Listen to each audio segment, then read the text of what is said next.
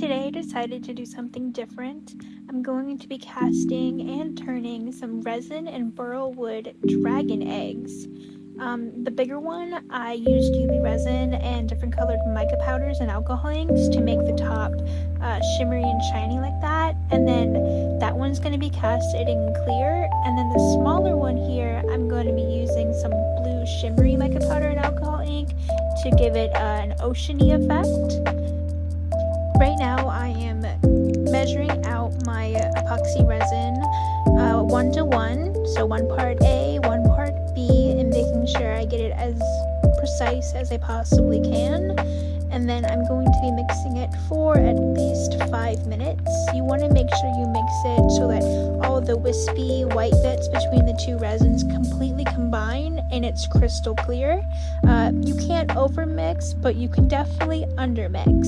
And if you undermix your epoxy, that means that it didn't bond correctly and you'll get soft bits, and you definitely don't want that when you're turning. So you want to make sure you mix it completely and thoroughly before you move on to the next step.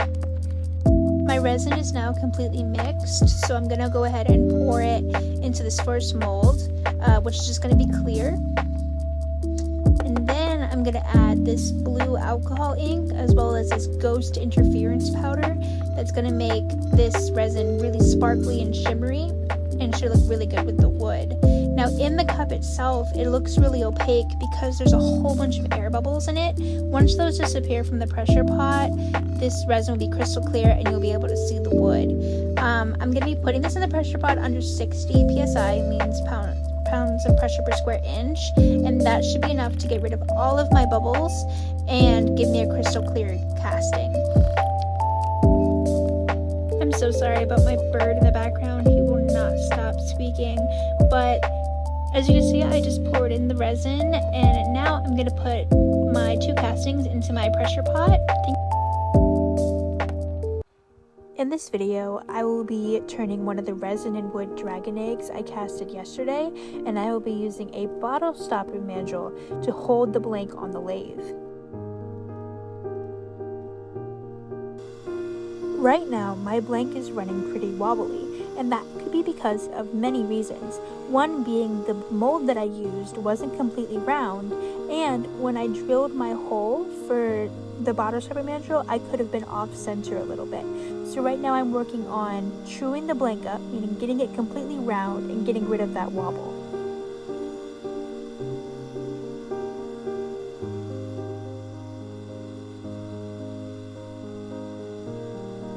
As I was getting further into the wood, I kept feeling stickiness, and I realized that some of the UV resin that I used to paint the top of the wood hadn't cured all the way. So I brought my UV light out and just gave it a quick flash cure, and that helped a lot. And now I'm going to continue working on getting the wobble out and also deciding what kind of shape I want. As you can see, I'm going in at the bottom, kind of like at an angle. And then I'm going to do the same to the top, leaving the middle part the widest to get that egg shape.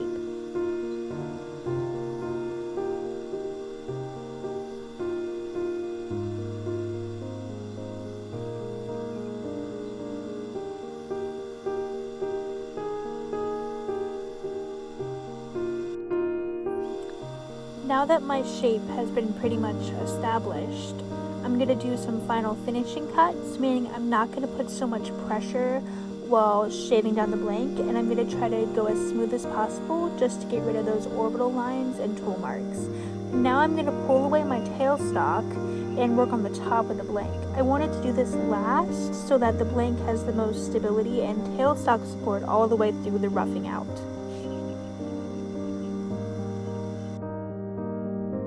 I noticed a few voids on the line between the resin and the wood, so I'm just filling in those voids with some medium CA glue. This is gonna stiffen up that line of wood and also make sure there's no gaps, so I have a really good bond between the two materials.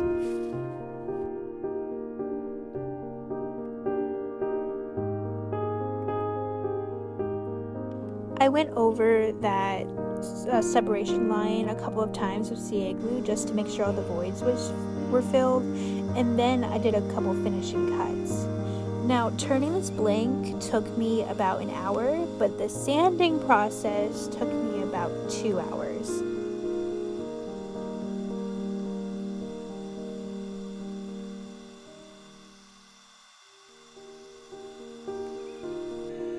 I sanded this blank from grits 120, 180, 240, 400, 600, 800, 1000, 2000 to 3000. This gave me a really smooth glass-like finish ready for polishing.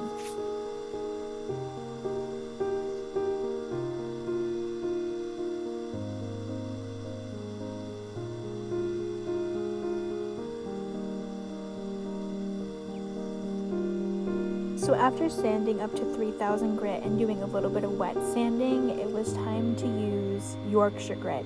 Yorkshire grit is a liquid sandpaper that takes away scratches, any kind of blemishes, and fingerprints, and leaves your blank and finished products with a glass-like finish. There's Yorkshire grit original and there's Yorkshire grit microfine. Original is meant for the wood to deepen up the color and take away the scratches, and microfine gives you, again, that glass-like finish and takes away any micro scratches. After that, I used Hut Ultra Gloss, and that, again, is just a plastic polish that really shined up this blank. Now I could take it off the lathe and just sand off this little ridge that was at the bottom where the mandrel met the blank, and then this resin and hybrid dragon egg was done. Thank you so much for watching. I hope you enjoyed, and please consider checking out my Etsy shop. This and hopefully a couple other eggs as well as pens will be up on my Etsy shop ready for sale. Thank you again. Have a great day, and thanks for watching.